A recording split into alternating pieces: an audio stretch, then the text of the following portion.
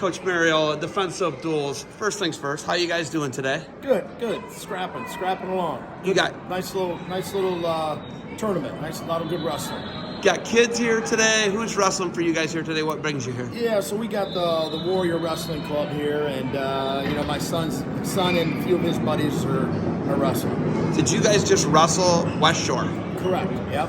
Okay. Tough, yeah. Real tough, right? Yeah. What's the biggest thing you come in and you're up against it, right? You're up against one of the best teams in the country in West Shore's Youth Club. What do you want the kids to get out of a dual meet like that? Just be competitive. If they're competitive and they can get a few takedowns and get that escape when they need it.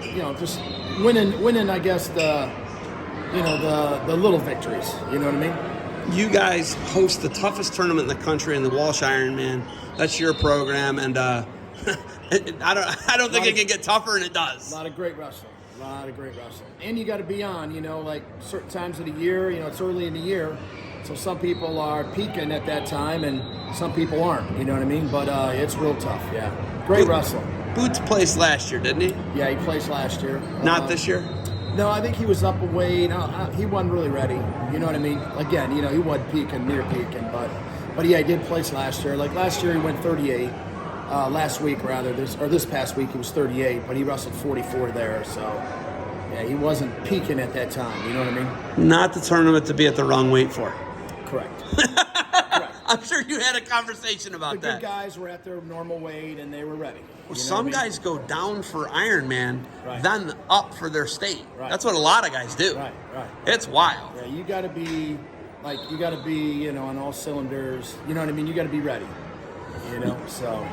They always bring you in, like a couple places. I know Barberton. They bring you in and you're a program changer. That's, you're known for that. That's like your reputation in Northeast Ohio and Ohio is this guy can turn a program around and change things. Walsh of old, Walsh in the 90s. Everybody knows about Walsh in the 90s, right? What do you guys got to do to get back to Walsh in the 90s? So I saw that we wrestled Barberton guys maybe like 2 weeks ago. Our youth wrestled their youth, and they got 100 kids in the program, and Brandon and Coach Damza, they've been down there since I was down there, and I just kind of gave them a hug because they're pumping it out. You know what I mean? When I got to Barberton, there was only, I think we had 5 kids on the team, me and Coach Moore, and maybe 5 kids on the junior high team. That was it.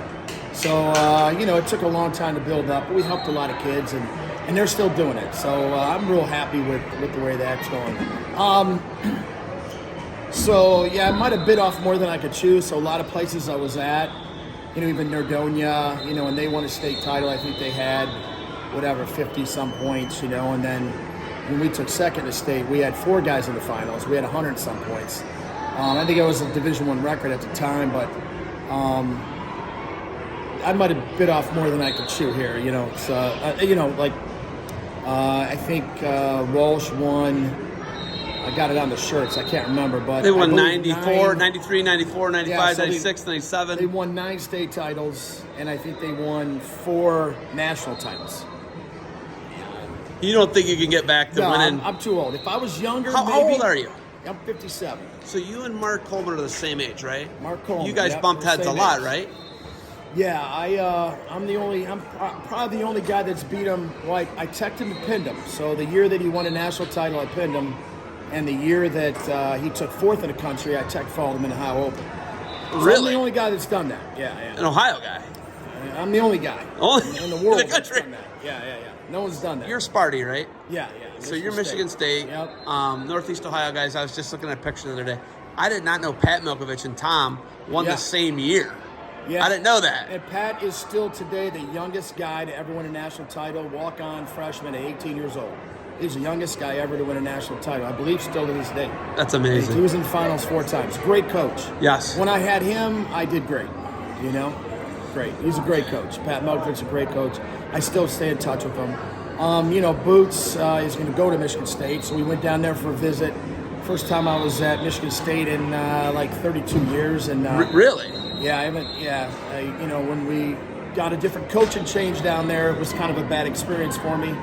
The Big Tens are tough, let alone you got to have a great coach. I had a great coach, and then now you could transfer. If you go to Northwestern and, you went because whoever, Gable was there, whatever, and he left, and you could leave. I couldn't leave back then, But You I an really All-American liked it. what year? Your sophomore year? Yeah, my sophomore year. Yeah. What place did you take? Fifth. Took a fifth. Fifth, Yeah. and who won the weight that year? Melvin Douglas. Melvin Douglas won the weight for Arizona State? Yeah, Or Oklahoma. Yeah, Oklahoma. Yeah, he was tough. I had so I lost to Rico Ciparelli in the finals of the Big Tens, and then I was in the semis against. I was just telling you his name from Oklahoma. Melvin Douglas. Melvin Douglas, and I had him. I had him on the ropes. I was down by 2, and I had him, and he took out all his injury time out. You know, I was in great shape. I was on, and I was real strong. So I went to reach. Yeah, I went to push him, and all I heard was breathing in the back of my ear, and I heard the crowd roar, and he ducked me.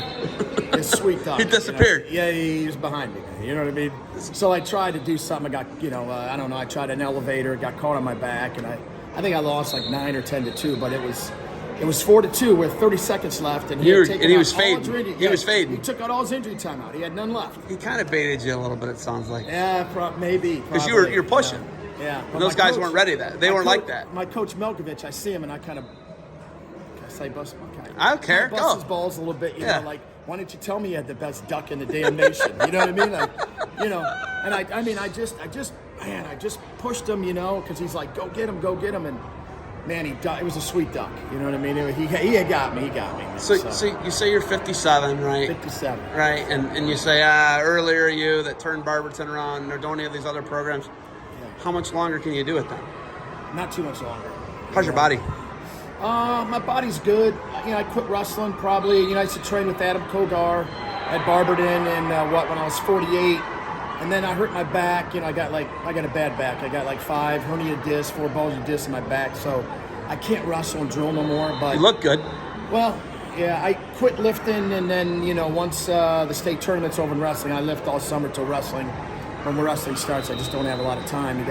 I teach all day, then I have, we got practice at Walsh, and I got the youth practice, get home 8:30, 9 every night. And here, This has been for 30-some years. Yeah, Friday and Saturday we had the North Canton tournament. Now we're here at this tournament, you know what I mean? So I don't have a lot of time, you know what I mean? God. But, so, yeah. 3 more years? 4 more years? Yeah, 4 and 5 more years. And then will you be able to retire like STRS or something? Yeah, I'll be able to retire from teaching. I'll have, I got 32 in, so. You don't even have to go to 35. You're in the old program. You're the old. You weren't grandfathered? No, I wasn't grandfathered. You're the last year then.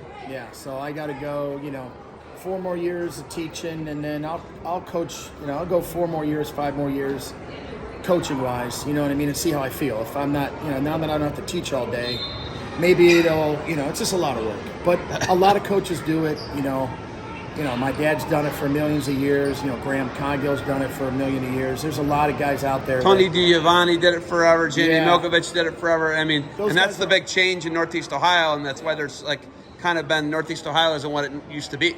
Yeah, Those guys are gone. Yeah, they were pillars to the sport. Greg of wrestling. Urbis. Yeah, they were pillars. I mean, they were, great coach. I think Jamie Milkovich is still going, right? So, yeah, he's still going. I don't I think think- he teaches though. He doesn't teach. Yeah, I don't so it's think a he little bit does. I don't easier know. when you don't have to teach. You got Yeah. 300 kids. You're teaching all day, Yeah. and you got that responsibility, and then you have another responsibility as a team, and so yeah. But I think the sport of wrestling is, it's the best thing. Life's easy after wrestling.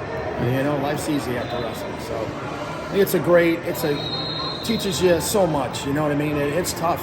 We got a lot of people in the world that don't really want to have a job, let alone go wrestle. Wrestle's a big commitment. This is tough. Yeah. You look at all the UFC fighters and guys like that. All the tough fighters are ex-wrestlers or wrestlers. They're the toughest guys in the world, wrestlers. So. I don't think it's up for debate. Yeah.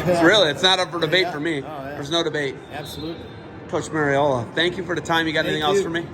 No, just appreciate all you do, and it's awesome to see what you do, and just want to wish everybody good luck and thank you. All right, good luck to you guys. All right.